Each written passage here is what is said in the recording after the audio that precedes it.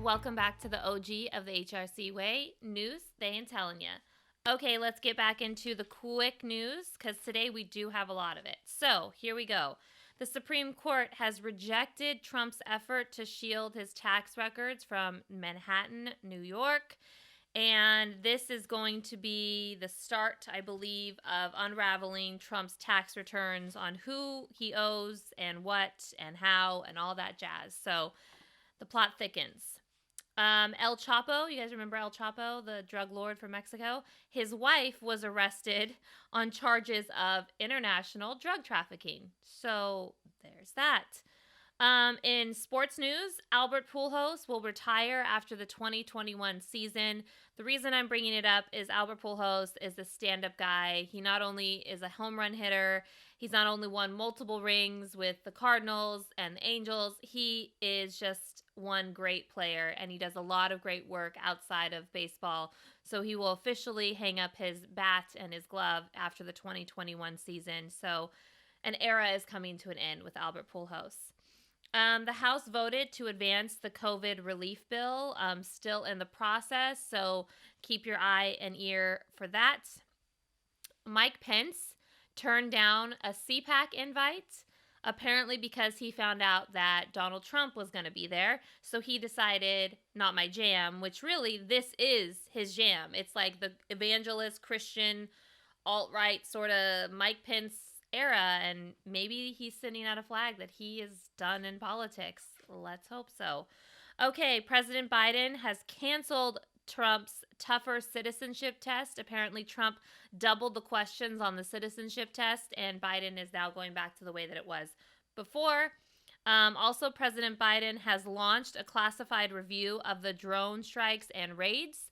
Those seem to have gotten out of hand under the last two administrations, Obama and Trump, whatever his name is. I forgot his name.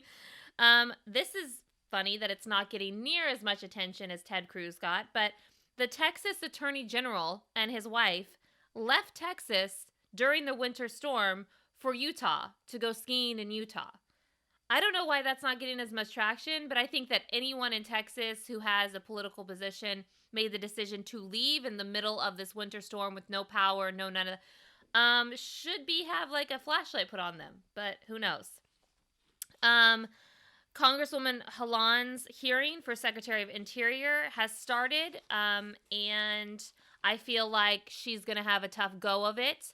I'm going to get into that a little bit deeper later, but I just feel like she is a Native woman. She's against fracking. She's against like honoring land, those crazy ideas.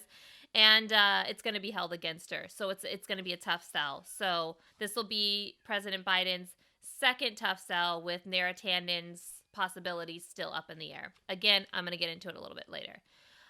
There currently, as we're speaking, there's a Senate hearing about the January 6th security. All of the security people, the police officers, all of that, sergeant of arms, they're all swearing under oath what happened. There seems to be some conflicting messaging going on. So hopefully we'll get some answers. But here's a really interesting fact, is that Senator Johnson of Wisconsin read out loud in this hearing about how Antifa is to blame for all of this, and that it was all a cover-up and all. What I can say about that is Senator Johnson of Wisconsin is up for re-election in 2022, so maybe keep that in the back of your mind, because he spread disinformation in the United States Senate after he himself witnessed and survived January 6th. So, and another funny factor about all this was that Ted Cruz was texting through most of the hearing today. So that's great. Great to see that he's learned his lesson. In other news, Aaron Rodgers is engaged to Shanley Woodley, the young actress. And he announced it, and then now she's confirming it finally. So didn't even know they were dating, but apparently they're engaged. Speaking of Ted Cruz, his wife Heidi Cruz is quite upset over the leaked text messages between her and her neighbors. And as much as I don't like Heidi Cruz, I can kind of understand this one, because you send someone a personal text and you think they're your friend, and then they go and release it for the world to see. But yeah, she's quite upset about that. But I guess maybe don't take off in the middle of a winter storm when your husband's a senator. There's that. I told you guys like 2 weeks ago, I think, that the former Senator Perdue had filled out paperwork to run in 2022. He apparently is not going to run. I don't know if he got some internal polls that told him not to run, or the Trump factor, or what it was, but he is not running. This is just like a fun little thing. Martha Stewart is in Harper's Bazaar. And I gotta say, like, her upgrade, you guys should check it out. Honest to God, this woman looks fantastic. And I have mad respect for Martha Stewart because she went to prison. And I know it was like a federal prison and it was like a nothing prison. But she went to prison, took it, and came out and was like, yeah, I went to prison. Yep, I did insider trading. I've done my time. Now let's get back to business. And then she became BFFs with Snoop Dogg. Like, her upgrade has been genius. And these photos are fantastic. I don't know what she's done. I don't know what work she's got done, but like, girl is on point. And last but not least here, we officially have the first audio from Mars has been released. As you guys probably know, we landed one of those rovers on Mars the other day, and we got visual, and now we're getting audio from Mars. So this is very exciting news for the mission to Mars. So let's get into things a little bit deeper. Okay, so if you follow us on TikTok, which you guys should, I made a video, and I put it on Twitter, our Twitter as well. I made a video about Neera Tanden, who is the OMB director nominee, about her coming up short for the votes, and now she's having to go around and call people and beg for votes and sort of all that jazz, all simply because Senator Manchin, who I've defended on the show, and I still stand by what I defended him on. However, Manchin has made it his mission to not only publicly say he's not going to vote for her, but he apparently has gotten others to come on board.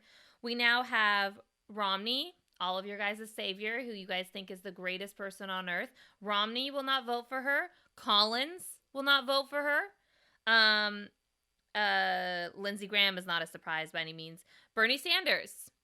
Now, the thing is with Sanders is that he doesn't like Neera because she sent out a lot of tweets about him, about calling him not nice names. And the thing is that the woman has admitted that she did it. She deleted the text message, the tweets, but yet they kept going on and on and on about it, even though she apologized and took ownership, which I don't see anyone else in the political arena taking ownership of their tweets. Instead of trying to find an excuse, she said, I deleted it because I felt like that was best, and I'm sorry, and let's move forward. Now, what's interesting about these people is that Manchin, Collins, Sanders, they confirmed the ambassador to Germany, who, his name doesn't even matter because no one even cares about him, but who goes up a storm on Twitter, going after everyone from Newt Gingrich's wife to the Clintons to Nancy Pelosi to everyone, saying pretty vile things. But Manchin had no reason, no thought in his process to not push him through. And his sole reason of not wanting to vote for Neera Tanden is her tweets. That's it. Not that she's not qualified, not that she's not the right person for the job. No, it's her tweets. He says that she is too partisan. But yet, he voted to confirm Kavanaugh, who had a real accusation over his head of sexual harassment, sexual assault. You know, the woman, Dr. Ford, came forward, swore under oath, and yet he still voted for him. He also voted for Jeff Sessions as Attorney General, and Jeff Sessions is a racist little Keebler elf from Alabama. But yet he didn't see any problems with that, who has a history in his whole career of having racist tendencies. But that wasn't partisan, I guess. Collins came out with a press release simply saying she's too partisan, it's not good for politics. We're talking about the woman who sent out press releases about Trump saying, I think he's learned his lesson, so we can move forward now. I forgive him. I think he's learned his lesson. She sent, it was like on repeat. I think he's learned his lesson. I think he's learned his lesson. And now she can't vote for Neera Tanden? So, and then the Bernie Sanders factor is just like the cherry on top of all of this. I mean, the misogyny and the pure, blatant, you're a woman, so we're going to treat you different. The double standard.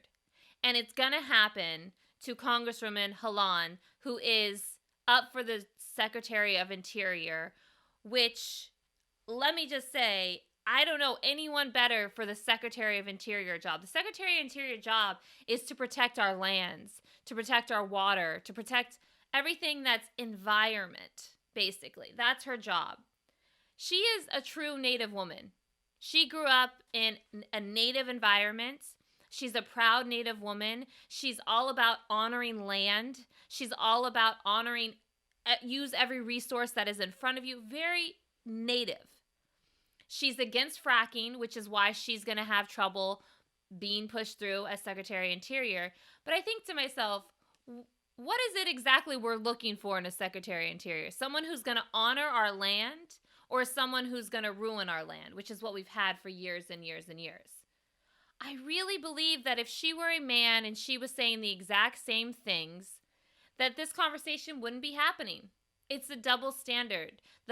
Oh, you're a man, so you're allowed to say these things. Oh, you're a woman, you can't say these things.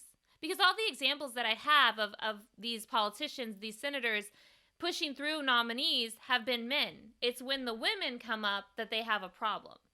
And the only reason they didn't have a problem with Janet Yellen, who was the first woman Secretary of Treasury, is simply because she has held so many different jobs in our government, they had to treat her fair. They didn't treat her fair because she's a woman. They treated her fair because it was like, all right, you've worked with Trump, you've worked with Obama, we got to push you through. You look at Merrick Garland, who I'm so excited, he's going to be our next Attorney General. I'm so happy that he finally had his moment in front of the Senate, and he killed it in his confirmation hearing. But he's probably going to get like 80 votes. And I think, like, what? I don't understand this. He's qualified for his job. He's done everything he needs to work towards being the Attorney General of this country. And I say the same thing for Neera. Most of those senators, if you ask them what an OMB director does, I guarantee you they don't know. They don't know. And part of me feels like with Neera, she wants to shake up the system. She's a real progressive politician, you want to say that. She's not a politician, but she's in the political arena, so we'll say that. She's a real progressive person. And all of these people from the Bernie who are all about progress, all about progression, they are annihilating her on Twitter, as is Bernie Sanders. She really wants to actually change the system, where Bernie Sanders just wants to talk about changing the system. She grew up on food stamps, and she knows what it's like, and she knows what's broken in the system and what's not broken in the system. So she wants to come in and change it all so that it's beneficial to the American person, so they're not relying on food stamps, so they're able to get off of food stamps and move forward with their life in a positive direction. But they're saying, no. No. We don't know who you think you are, girl. So now she has to sit around and she has to call senators, and beg them for their vote. I mean, it's acceptable for men, but it's not acceptable for women. And that's what we see over and over and over. We have a woman vice president. That's amazing. But we're still seeing the same problems that we saw before Kamala Harris became the vice president. It hasn't changed. The narrative has not changed. It is still the good old boys club. We don't have equal pay. We don't have guaranteed maternity leave. We don't have a woman president. We still are only a handful of women senators from both sides. We have more women in Congress now than we've ever had before. That is a fact. But it's still the same things we're allowing. And how the fact that I'm seeing with Neera Tanden, people saying, all right, well, let's just give her up and move on to the next one. Wait a second. What happened to the whole thing of women empowerment, women of color matter? We care about them. What, we're going to settle because we have Kamala Harris as the vice president? It's not that simple, and it doesn't fix everything. And there's a double standard. And the more that we talk about it, the more it'll be exposed for what it is. And I think that is extremely, extremely important. It's so much bigger than just wearing a shirt that says girl power. And it's so much bigger than wearing a shirt that's supporting Kamala Harris. It is bigger than that. So that is what I will continue to do. But if Neera Tanden and Congresswoman Halan, if they get confirmed, I will be one happy, happy lady. But I will be shocked. I will be shocked. Because if they were men, we wouldn't be here. We wouldn't be here at all. So, I used to be a big, big fan of The View, and then when Barbara Walters announced that she was retiring, I was like, I don't know. and I sort of would watch in and watch, but I always see clips of it because everyone is obsessed with Meghan McCain. We're all obsessed with Meghan McCain. We talk about her 24/7. She is the ultimate villain of The View, and she is. But here's what's funny to me about Meghan McCain. The other day, she went viral again because she said that she looked at the camera and she said that I, Meghan McCain, co-host of The View, have no idea when I'm going to get my COVID vaccine. And everyone was like, what? You're like 35 years old. Why would you even be concerned? Right now, we need to get teachers. We need to get old people. We need to get, there's a whole slew of people that we need to get before you're going to be informed, Meghan McCain, daughter of John McCain, of when you're getting your vaccine. So it went viral. And then she went on a whole second thing saying that Dr. Fauci needs to be fired because he doesn't know his information. He doesn't know science, which I'm like, sweetie, are you really telling someone who has spent his entire career fighting these like rare, crazy viruses and diseases that he doesn't know what he's talking about when it comes to science? It's one thing to have a differing opinion from what he's suggesting, but to blatantly say you don't understand science, I mean, he is the way that we handle AIDS and HIV and medicines for AIDS and HIV changed for the better because of Dr. Fauci. And sadly, because of Dr. Burke too, but that woman has dug her own grave. However, so it's like, let's show a little bit of respect for this man and his entire career. You don't got to agree, like I said, with everything he's saying. You know, the double masking, not double masking, the double masking. I get that it's confusing. However, let's like hold off. So I thought to myself, let's do a little like 411 on who is Meghan McCain and how we got here to how she even ended up on The View. Because honestly, it's so mind-blowing for me, okay? So obviously she is the daughter of Cindy and John McCain. So, you know, her mom is an heiress to the Coors, as in the beer corporation. She's worth probably like $800 million, her mom. And her father, of course, was the former senator that was the POW survivor, ran for president multiple times. You know, so they called him the Maverick, like the tough guy. He's the infamous guy that did this with the repeal of the Obamacare. She is married, and her husband is the creator of the blog The Federalist, which is a extreme right-wing blog. Her husband, funny enough, little side note, he got fired from the Washington Post because he plagiarized a bunch of his work, and they caught him because, you know, yeah, it's the Washington Post. So he got fired, and that's when he started The Federalist. She just had a little girl. I kid you not, you guys, the baby's name is Liberty, because she's like, America, right? America, Republicans, they own that patriotic way. Liberty is the daughter's name. Yeah, you can't make this up. She currently is the co-host of The View. She has an art history degree from Columbia. So what I thought to myself is, how did a girl with an art history degree, not a political degree, not an economic degree, not even an English degree, end up being a co-host on The View? I mean, clearly we know it's because she's John McCain's daughter. That's clear as day. Her career really began off of her father's. She started a blog in 2007 called the McCain Blogette, which was following her father's like path, you know, in 2008 against Obama. And it was also like clothes and other things. I never saw it because I never liked the girl. She basically got pulled off of the campaign from helping out because she was too controversial, because she's very outspoken and annoying and undereducated in a lot of these concepts. Or policies or things. So she got pulled off of that. Fast forward, she worked for Fox News for a little bit. Fast forward, now she's on The View.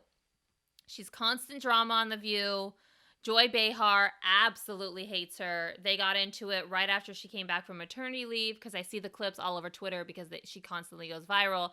And Meghan McCain was just being her nasty self. And she says, oh, Joy, I know that you must have missed me so much, missed someone to argue with. And Joy looked at her and said, no, actually, I didn't at all.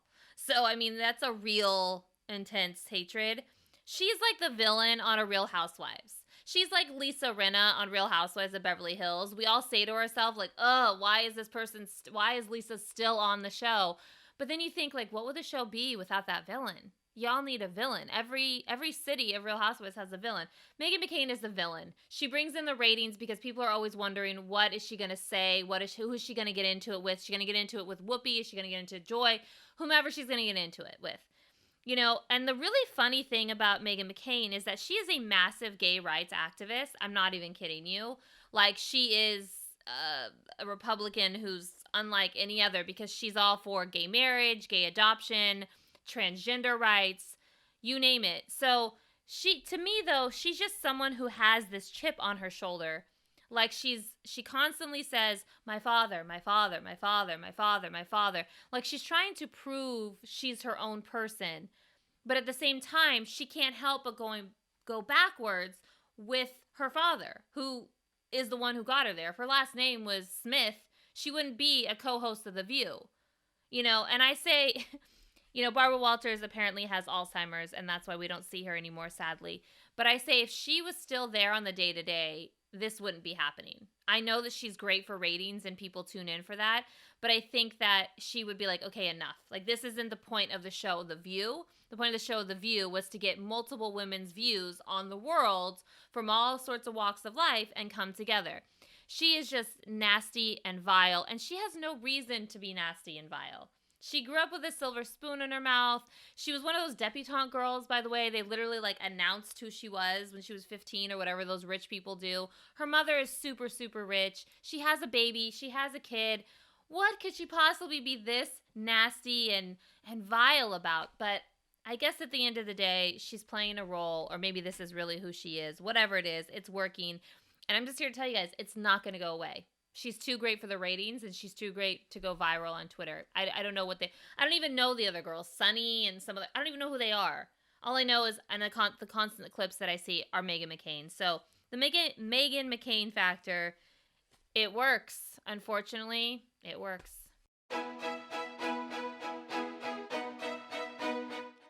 Okay, so it's been a while, but I thought we should get back to some FLOTUS facts because Showtime just announced that they're doing the First Ladies program, and you have, like, Gillian Anderson is playing Eleanor Roosevelt, and you have Michelle Pfeiffer is going to play Betty Ford, which I'm very excited. Viola Davis is going to play Michelle Obama. It's going to be this great series, sort of like covering their young life, old life. It's going to be great. So I thought let's do some FLOTUS facts as we usually do. I will pick a random name from out of here, and I will give you guys 5 FLOTUS facts off the top of my head. So there's Republicans and Democrats in here. So sorry, they're posted, so I'm just unsticking them. I'm not looking, though. Okay. Ready? Okay, this one. Oh, my God. Why do I do this to myself, Sam? Why do I do this? Let's do Barbara Bush. Oh, my God. She's like one of my least favorite. Okay. What can I say? 5. Oh, my God. Do I even know 5 FLOTUS facts about Barbara Bush? Okay, well, she was, she's a direct descendant from President Pierce.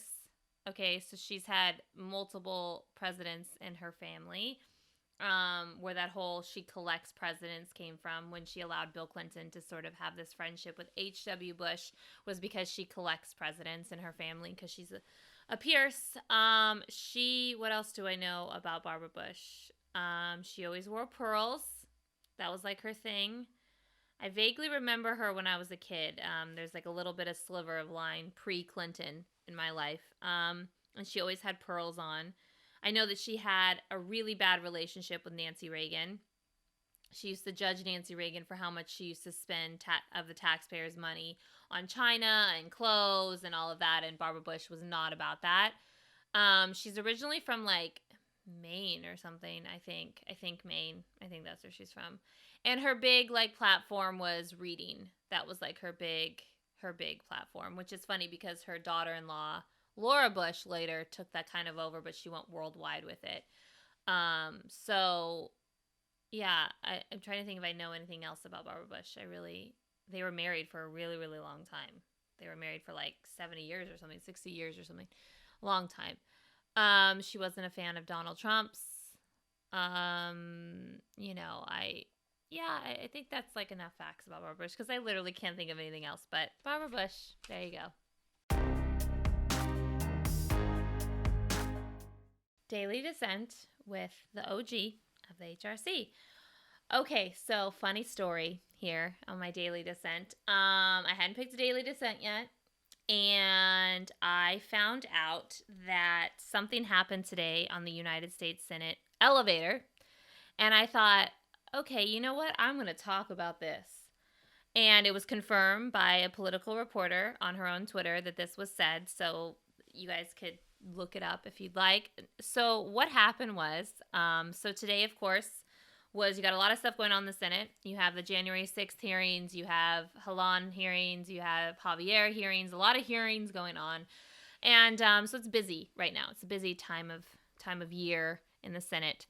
And apparently, Senator Manchin and his staff got onto an elevator, and then come running up is Senator Murkowski and her staff, and they all get into this elevator together in the Senate.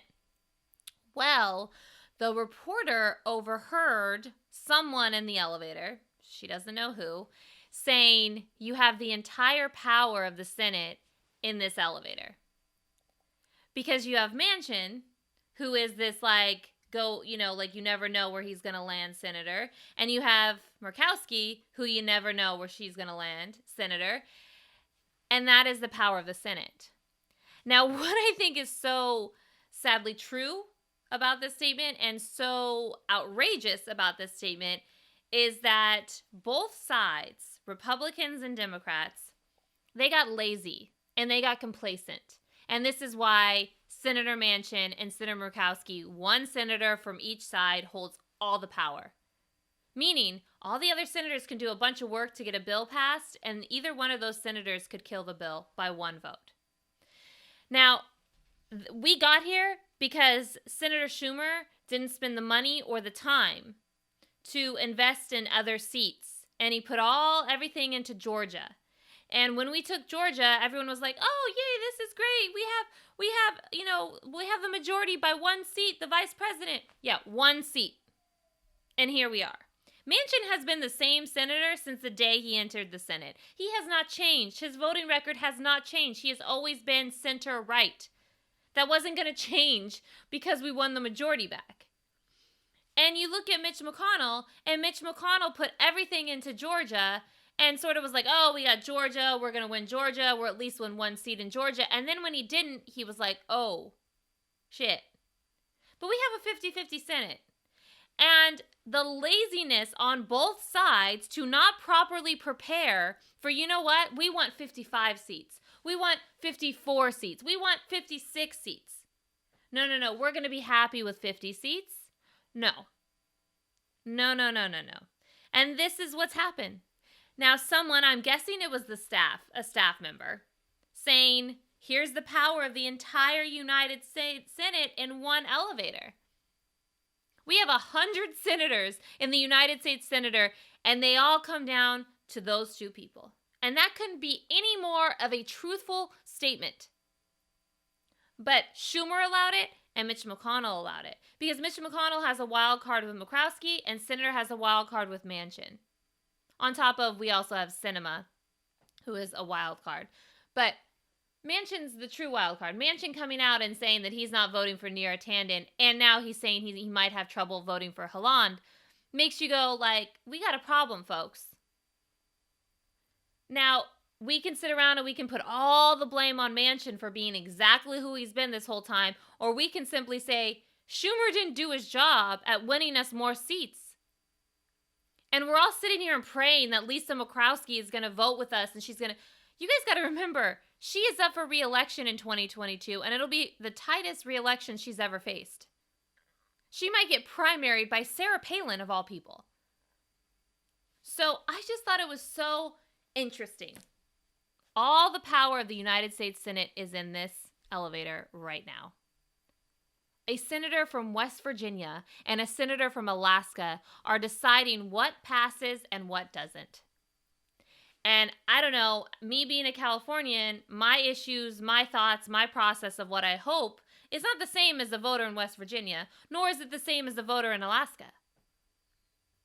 But Schumer and McConnell got us this position because they put everything into Georgia thinking it would be enough. And then when it wasn't, they're like, oh, okay, So I think we are in for a battle here. I think that even something like the COVID bill, because they're putting the $15 minimum wage in there, which now Romney and Tom Cotton have come out and said we'll give you 10 to pass this bill.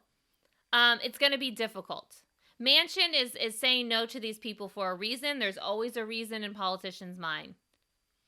So there you have it. Manchin and Murkowski from Alaska and West Virginia are the power of our Senate.